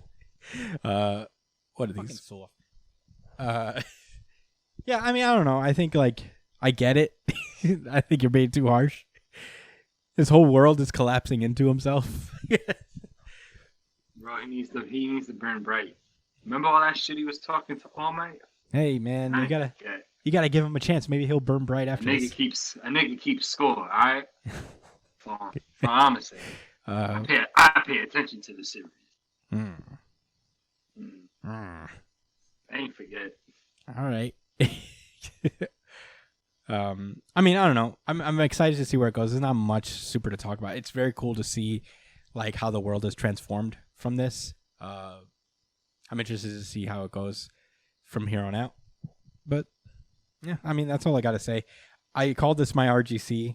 I don't have much to say. I just like, that's what I felt in my heart. I felt like the art was pretty cool. Was it Ray or was it Stain?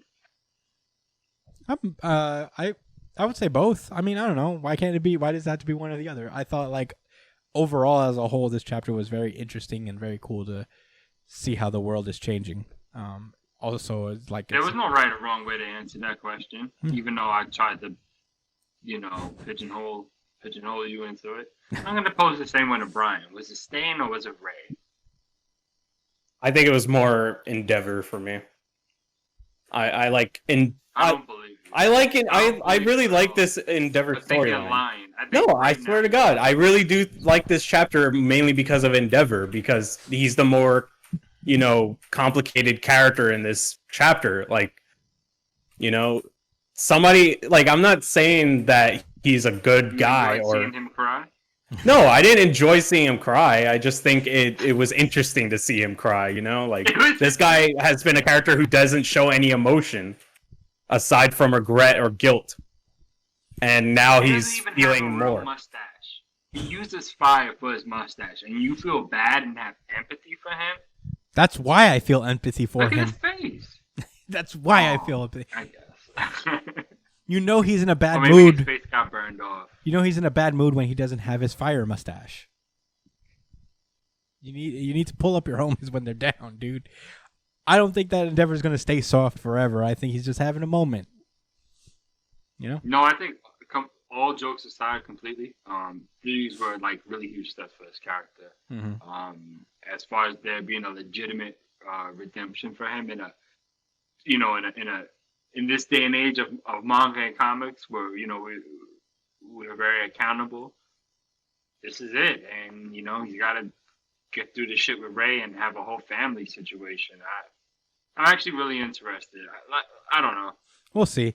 Hopefully, it almost got RGC for me. I'm just cracking jokes here. Yeah, no, I know. I mean, honestly, I'm not. I don't know why. I'm also hoping he stops being soft. I hope he gets stronger through this. I hope he grows. Yeah, you already know what time it is, man. I actually want him to be softer, because you learn more about a character through that. You know what, guys? Well, that's really fucked up, and I don't care how y'all feel about that. I'm gonna prove to y'all that I know I fucked up, and things need to change, and I need to get stronger, and we need to get stronger. I would have liked that, but you know what? He's human. Like it's gonna get there. This isn't the end of it. Yeah, this is just the start of it. I think like next chapter is gonna be a lot of a very like hard character grind. I think we're gonna learn a lot about NG Todoroki in this time, and even Todoroki himself, like Shoto. But yeah, I mean that's all I gotta say. Very fun chapter to me. You guys ready to randomize? Yes, sir. All right, here we go. Randomize. Dr. Stone. I didn't call this out. No, you didn't. This is Dr. Stone, chapter 184, Fort Medusa. So I guess they arrive at Erasia pretty fast. I think like there wasn't even a transition really. They just kind of get there. And they built a fortress around Erasia. I'd like to think that they didn't build all this stone shit. Oh, I think they did. All right. Okay. They did this in a day. All right. I don't know if it was in a day. Maybe a couple days. I mean, maybe. Whatever. They got Taiju, remember? He's like 20 people. That's true. Taiju himself couldn't really build this. But So and that is canon.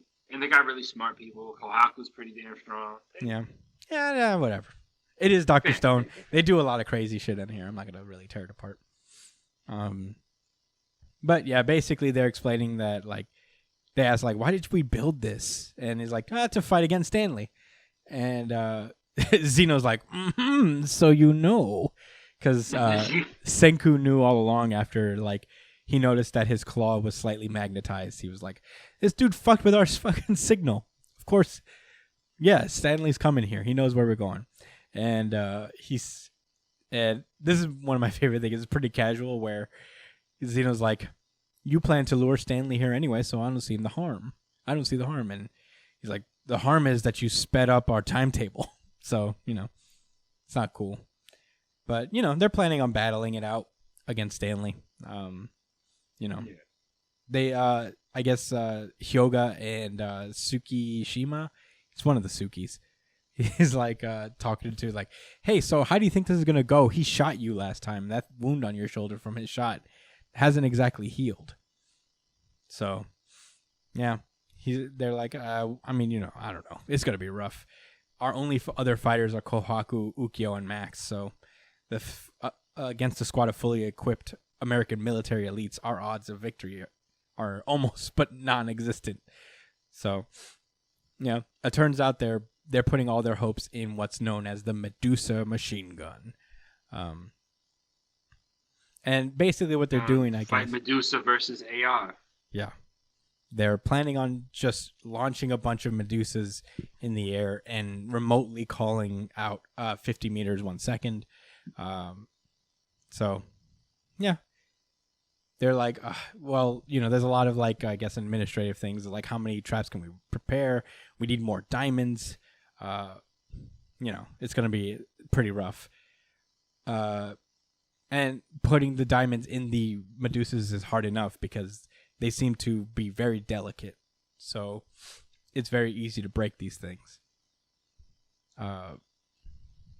So that's another problem. But yeah, unfortunately, like they try to come up with different ways to launch this thing. And unfortunately, it relies exactly on knowing where Stanley and his people are situated. But that's when Taiju comes up with his ideas. Like, wait a minute, I can just run over with the Medusa and take them down with me. And everybody's like, they'll shoot you immediately. And Taiju's like, a few bullets won't slow me down. And Tsukishima's like, bullets? No, they'll just shoot you in the head once. Yeah, like you won't be able to say anything, do anything. Yeah, nothing. So that's when Chrome has a little bit of a inspirational moment, and he looks at them and he's like, wait a minute, what if we all got petrified? And everybody's like, what? And they're like, he basically says, like, the second Stanley and his gang shows up, we basically used one of the Medusas, 3,000 meters 1 second, and basically envelop everyone, suicide bomb themselves along with the rest, and take down the rest of Stanley's squad. And they only need one of them to stay unstoned so they can use the depetrification thing to just basically revive everyone. So they're like, oh, wow, yeah, that's pretty smart. That makes sense. But there's just one problem to solve. The plan's going to fall to pieces if the designated Medusa holder gets shot before giving the command. But Senku has a solution for that. They basically, I guess, craft this watchtower, and they use the speaker with the Medusa, and the second that they see Stanley and them, all they had to do is just yell 3,000 meters 1 second. And at that point, they did it. They have their own strategy. They have a way to do it. Very exciting. Yeah, I never would have thought of that. That's a smart plan. You know, it takes out it's a very creative take on just like running it over. And I'm glad that Taiju was a little bit part of the plan as well. That he was the impetus for it. Yeah, like they got an idea off of a bad idea. Yeah. You know what I'm saying? That's why it's good to brainstorm. Yeah. Yeah, and it's way more efficient too, because now instead of having to worry about charging up a whole bunch of them and setting up a ton of traps that are liable to get messed up by the animals or other nature, right? Yeah. They only need one, and it's completely controlled. And it's real, obviously if they give up, they're gonna come in, into the fort and stuff. Mhm. They're not gonna have a reason to think that they should keep certain people out. Well, maybe they might. Who knows? Yeah, who knows? It's a good idea for now. Yeah. I like it. Fun strategy. I'm here to see how it goes. I feel like next chapter will probably be... Something's probably going to go wrong. I don't imagine it going exactly according to plan, but very interested to see how it goes. But you guys ready to move on? User. It is time to randomize. The champ is here. The champ is here. Hey, yo, Chris. Yo, Chris, your shell's ringing, bro. Oh, let me pick it up right quick. One Piece. This is One Piece chapter 1003. Night on the Board. Night on the RGC. Yeah. Certified RGC. Certified RGC. Certified RGC. Certified really good chapter of the week for Josh. Last we left off, Luffy has been just unleashing the beast on Kaido, using the Kong Gatling. And it turns out, it looks like Kaido's just been getting punched for the last 7 days. Because we got back immediately to like all of the blows still landing on him. He's still like, ow! And His teammates are watching in fucking amazement. they're like, In just complete disbelief. Even Zoro, he's just like, wow. Big Mom can't believe it either. Yeah. Kaido definitely can't. Yeah. Even Kid, bro, he just finishes his combo with a nice little Wow! fucking Right in the jaw. punches him back down to the ground. Yeah. And He says, "You good, Kaido? you good? You good now? Was that an octopus? Dragon ass fucking face?" Kid is like, ugh. And that's when Luffy's like gear 4th time limit runs out. He gets zoomed away, and Kid is like, wait, when did he get you? And Law explains, like, no, it's kind of like his side effect. Now he can't use hockey for about 10 minutes. So Big Mom kind of like takes the advantage. She's like, oh, you at your limit already? And then she starts to attack. Eustace is like, let's go, Kid, killer. Let's keep up the pressure on Kaido. I guess that's pretty smart. Law lands a pretty smooth hit on Big Mom, by the way. He just like goes counter shock. Shocks her ass. Is that the first time somebody's actually attacked Big Mom yet? Yeah. Yeah, it's the first time in this battle that somebody's actually hit her. But Kaido's not down. As Kid gets closer to him, he gets mobbed by Kaido's Dragon Twister. And yeah. He's basically, and as Zoro is picking Luffy up, he's like, are you kidding me right now? But the tornado that Kaido creates kind of just like separates them for a moment. Kaido manages to eat Luffy real fast. And Yum. and Zoro's like, no, thank you. You're not eating our captain. And he uses the 3-sword style with the Enma blade, Black Rope Dragon Twister, and actually manages to cut Kaido a little bit, forcing him to release Luffy from his jaws. And that was pretty cool. And that's when Kaido puts it together. It's like, oh, I see. That must be Odin's sword. You're challenging me to a Dragon Twister? And he also does a new Dragon Twister as well, causing everybody to kind of retreat for a minute. And the next scene we get is with the CP Aegis Zero folk, who are just kind of breaking down the situation. just another reminder that Orochi is definitely dead here. Hell yeah. Yeah. Maybe. We don't see his body, so we Well, only see his head. I mean, Oh, and he is supposed to be like a Hydra, right? Yeah, if you He's cut not a off Hydra. Hydra's head, you grow 2 more. he's so. not a Oh, Hydra. man, that's annoying. He needs to die. Is he not? He's not a Hydra. What kind of dragon was he then? It was a different kind of dragon, but not a Hydra. You sure? Brian, look it up. See if he. I'm almost sure. I'm like 92% positive. He had like multiple heads. Did He had not? multiple heads, but that doesn't mean you're a Hydra. What else? Not a Hydra. All right. Well, we'll see. Not a Hydra! I hope he's dead though. Yeah, me too. I don't like him. I don't like We all in him. agreement there? We all hope he's dead. Yes, he killed the young Dawn. 8-headed snake. He has an 8-headed snake devil fruit. I thought so, guys. Not a Hydra. 8 times. It's not confirmed that it's a Hydra, but hey, it's basically a Hydra. Not a Hydra. It'll probably be a Hydra. Oda doesn't like to kill characters. Bro, look at this dude with the fucking mask. Yo, Oda's a funny guy, man. Wait, what? Like the Cypher Pole guys? Yeah. Looking at them? Yeah, they all look weird. They're basically explaining that, like, wow, these samurai guys, if it was just a frontal attack, it wouldn't work. But, their sneak attack worked pretty much. But, we're on an island. There's no escape. It's an all-out battle. Kaido has powerful officers on his side, plus the numbers. If the new generation cannot stop those officers, basically the Toby Roppo are just going to fucking dominate everyone. We get little snapshots from each of the current battles going on. Frankie's fighting Sasaki. Very excited to see that. Sanji's running, it looks like. We get a glimpse of Usopp and Nami running from... what's this girl's name? Damn. Ulti, right? Yeah. Ulti. Ulti in page 1. Yeah. And Jinbei's fighting somewhere. So, yeah, basically, like, the outcome of this match is not much in doubt. So why don't you pirates do us a favor and take out as many as you can? So, yeah, I guess these Cypher Pole guys aren't fucking with the Kaido pirates, obviously. Nah, yeah, they're just kind of observing what's going on. Yeah.